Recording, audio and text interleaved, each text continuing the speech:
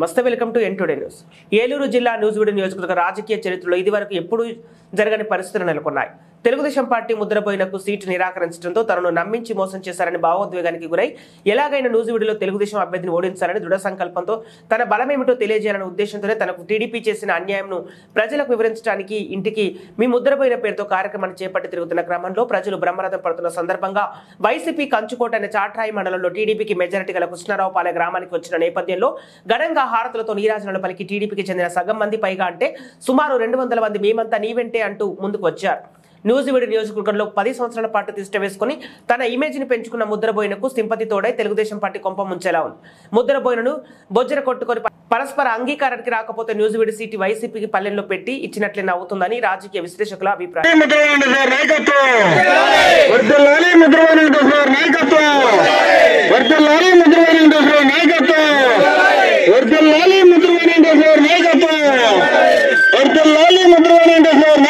కృష్ణారావుపాలెం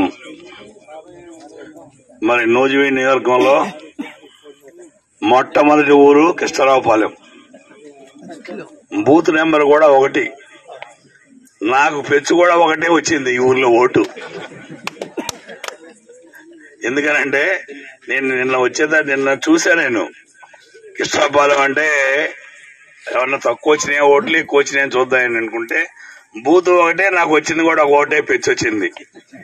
అంటే దీన్ని బట్టి మనం అర్థం చేసుకోవాల్సింది ఏంటంటే ఇక్కడ ఒక్క ఓటైనా బలంగానే ఉన్నామనేది అర్థమైంది. కాబట్టి ముఖ్యంగా ఏంటంటే పెద్దలు చెప్పినట్టుగా గడిచిన 10 సంవత్సరాల నుంచి కూడా నేను ఏనాడు కూడా పార్టీకి కానివ్వండి, పార్టీ నాయకత్వానికి కానివ్వండి, కింద స్థాయి కార్యకర్తకు కానివ్వండి, ఇంకేదైనా సమస్యలుంటే గ్రామాల్లో కానివ్వండి, ఎక్కడా కూడా మరి ఏ రోజు కూడా నాకు తెలిసి చిన్న తప్పు అనేది ఈ 10 సంవత్సరాల్లో నాకు తెలియదు. అదే కాకుండా రాష్ట్ర పార్టీ అనేక కార్యక్రమాలు ఇచ్చారు. అనేక కార్యక్రమాలు ఇచ్చినప్పుడు కూడా నేను ఏ రోజు కూడా ఒక్క కార్యక్రమం కూడా వదిలిపెట్టకుండా, మీకు తెలుసు ఇదే రోడ్డు మీద కూడా ఒకరోజు దారిలో కూడా కూర్చున్నాం, వర్షం పడుతుంది. ఆయన్ని జైల్లో పెట్టినప్పుడు ఎవరిని, ఈ రాష్ట్ర జాతీయ అధ్యక్షులు గౌరవ నారా చంద్రబాబు నాయుడు గారిని జైల్లో పెట్టినప్పుడు మహిళలు కానివ్వండి, అందరూ మన వాళ్ళు అందరూ వచ్చి కూడా ఆ ధర్నా కార్యక్రమంలో కూడా కూర్చున్నాం. అంటే ఏ విషయంలో కూడా మనం తప్పు చేయకపోగా ఇంకా కొన్ని నేను సొంతంగా ప్రతి గ్రామంలో కూడా మరి ఇంటింటికి ముద్రపోయిన కార్యక్రమాలు నూజివీడులో పెట్టి, అదే విధంగా గ్రామాల్లో కూడా డోర్ వర్క్ అంటే అందరి ఇళ్ళకు కూడా వెళ్ళి మీ బాగోగులు కనుక్కోకుండా అడిగి తెలుసుకోవడం. అదే విధంగా అనేక సమస్యలు కూడా గ్రామాల్లో ఉన్నాయి. రేపు ఎలక్షన్ లో మనం గెలవంగానే ఈ గ్రామాలకు కావాల్సినటువంటి మౌలిక సదుపాయాలు ఏదైతే అవసరమో అవన్నీ కూడా తెలుసుకుంటూ మరి అంతకుముందు గవర్నమెంట్ ఉన్నప్పుడు ఈ రోడ్లు వేయగలిగాం, లైట్లు వేయగలిగాం. అదే విధంగా సంక్షేమ కార్యక్రమాలన్నీ కూడా ప్రజలకి చేరువగానే చేశాం. కానీ 5 సంవత్సరాలు గవర్నమెంట్ పోయినప్పటికీ కూడా ఎక్కడ ఎవరికి ఏ ఇబ్బంది వచ్చినా కూడా అన్ని రకాలుగా మరి మనం పార్టీ పరంగా కూడా ఉన్నాం. కానీ ముఖ్యంగా ముద్రపోయిన వెంకటేశ్వరరావు అనేవాడు 2014లో ఓడగొట్టాం. ఓడిపోయినా కూడా ఒక వర్గంలో కొంతమంది, అందరూ కాదు, మళ్ళా వాళ్ళు ఎవరో మీకు అందరికీ కూడా తెలుసు, నాకంటే కూడా ఎక్కువగా. వాళ్ళు ఏమంటారు, ఇక్కడ ఎవడో ఒక బీసీ వ్యక్తి కానీ ఇక్కడ గెలిస్తే మా ఆధిపత్యం ఎక్కడ తగ్గిపోద్దో ఈ నియోజకవర్గంలో, అంటే మీ దగ్గర లేకపోవచ్చాం కానీ టోటల్ గా వాళ్ళ ఆధిపత్యం ఎక్కడ తగ్గిపోద్దో అని చెప్పేసి 2014లో కొంతమంది నాయకులు అమ్ముడుపోయారు. అది ఏ రకంగా అమ్ముడుపోయారు, ఏ రకంగా అనేది చాలా గ్రామాల్లో నేను పరిశీలనలో తర్వాత చూసా. సరే 2019 వచ్చింది. ఆ 14 నుంచి 19 వరకు కూడా మరి అప్పుడు ప్రభుత్వం ఉంది కాబట్టి మనతో అవసరాలు ఉంటాయి కాబట్టి పక్కనే తిరిగారు, పనులు చేయించుకున్నారు. 2019కి వచ్చేసరికి ఈద పైన వాడగొడితే వీడిక్కడి నుంచి వెళ్ళిపోతే మళ్ళా మనం ఏలొచ్చు, మన ఆధిపత్యాన్ని పెంచొచ్చు అనే ఒక ఆలోచనతో 2019లో కూడా చేయాలని అనుకున్నారు.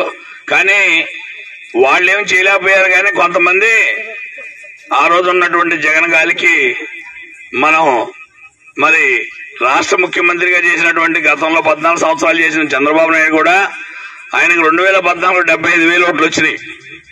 19కి వచ్చేసరికి 35,000. నేను అంతకుముందు 14లో 10,000 ఓట్లతో ఓడిపోయా, మొన్న 16,000 ఓట్లతో ఓడిపోయా. కానీ ఇవాళ అసలు ఏవో కారణాలు తెలియదు. 2024కి వచ్చేసరికి ఒకడంటాడు నేను 25 కోట్లు ఇచ్చాను, ఆ 25 కోట్లతో ముద్రపోయిన వెంకటేశ్వరరావును కొనేశాం, ఆయనకి ఎమ్మెల్సీ చంద్రబాబు నాయుడు ఇస్తా అన్నాడు, ఈడే చెప్పేస్తాడు.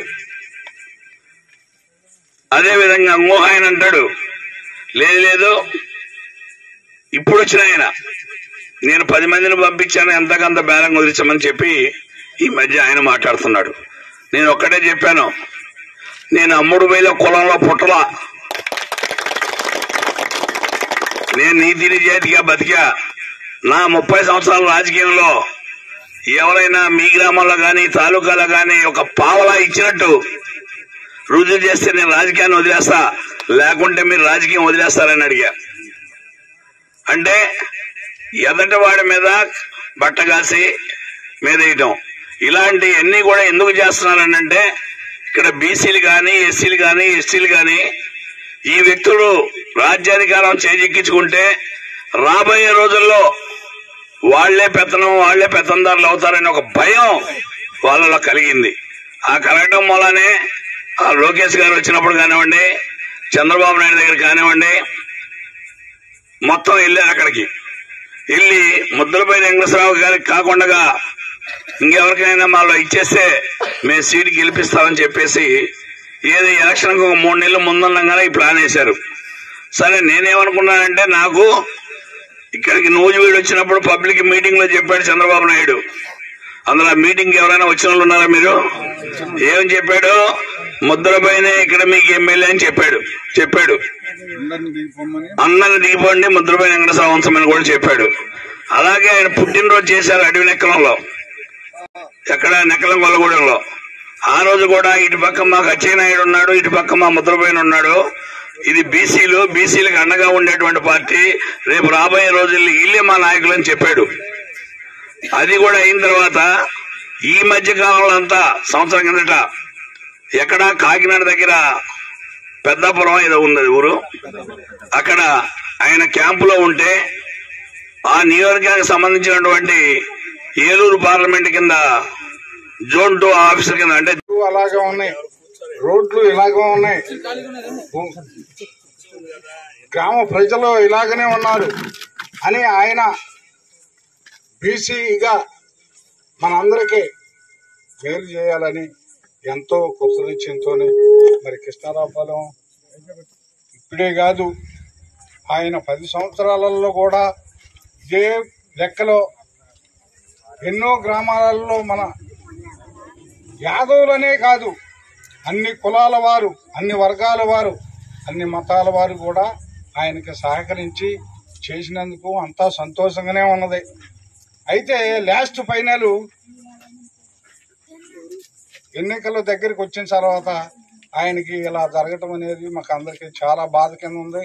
ముద్రబోయిన గారికి నిన్నటి వరకు కూడా సీటు ఎనానమస్ చేస్తామని కూడా మరి నేనే మనగాడిని అని ఆయన ఎంతో మందిని ఎదుర్కొన్నప్పటికీ కూడా అయ్యా నీ పని నువ్వు చేసుకో అని బాబు గారు చెప్పారు, లోకేష్ గారు చెప్పారు.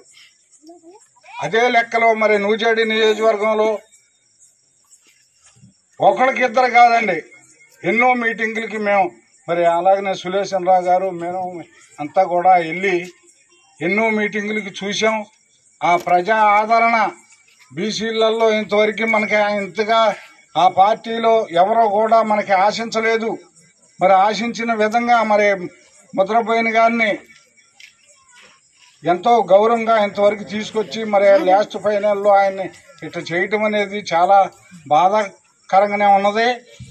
మరి ఆ బాధాకరంగానే ఉన్నప్పటికీ కూడా ఆయన మీ అన్ననే ఉంటా, మీ తోడుగా ఉంటా, మీ బంధువుగా ఉంటా, మీ తండ్రిగా, మీ అన్నగా ఉంటానని ఈ గ్రామానికి ఇంటింటికి తిరిగి మరి కాలనీ ఇచ్చారు, సిసి రోడ్లు పోంచారు.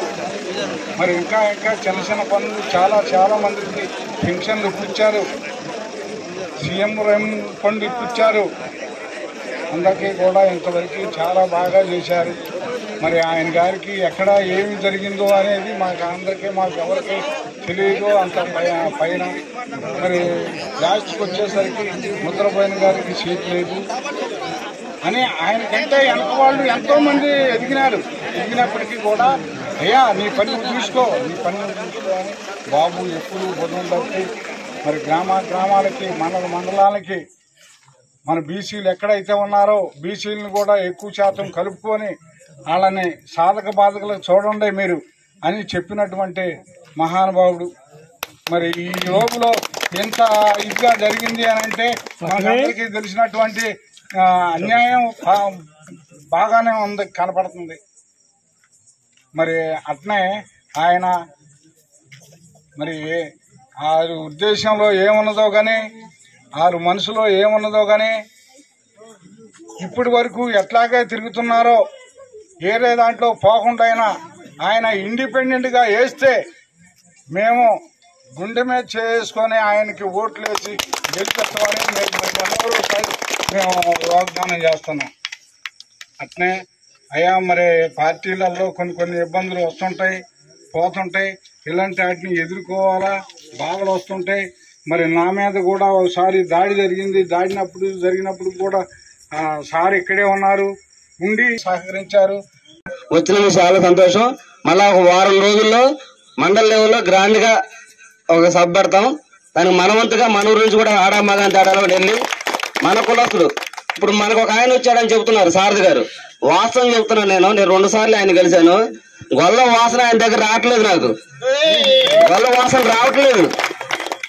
ఈయన గారి దగ్గర డోర్ తీసుకుని మనం వెళ్ళగలం, చిన్నోడైనా పిల్లోడైనా సరే. ఆయన దగ్గరికి వెళ్ళాలంటే 3-4 ద్వారాలు, వెంకటేశ్వర స్వామి గుడి మెట్లు ఎక్కినట్టు 7 ద్వారాలు తీసుకుని వెళ్ళాలి. ఇది అదేమి లేదు అసలు. ఎవరు ఫోన్ చేసినా సరే మాట్లాడతారు. ఎవరి సమస్య మీ ఊర్లో సులోచన గారితో ఫోన్ చెప్పిన అనరు, నీ సమస్య ఏంటో చెప్పని చెప్తారు అంతే. ఇక్కడికి వచ్చిన తర్వాత కూడా అందరినీ అడిగారు. ఆయన గుర్తుపెట్టుకున్నారో లేదు, చూసారో లేదు, కానీ ఆయన మనస్తత్వాన్ని బట్టి ఇవాళ మనం ఈ నియోజకవర్గంలో ఎవరిదైనా మీ ఎమ్మెల్యే మీకు వెంకటేశ్వర గారు అన్నారు, మీ అనేది ఎంత గర్వంగా ఉందంటే అంత గర్వంగా ఉంది. నేను ఎందుకంటే తిరుగుతూ ఉంటాను, 108లో చేస్తున్నా తిరుగుతూ ఉంటాను కాబట్టి. అర్థమైందా? ఆ గౌరవం కోసం మనమేమి ఆయన గెలిపిస్తే మనకు ఆస్తుపాస్తులు ఏమి అవసరం లేదు. గొల్లోడు అనే గౌరవం మనకు కావాలి బయట. దానికి మనం అందరం మన సహకారం అందించి చేయాలని నా కోరిక.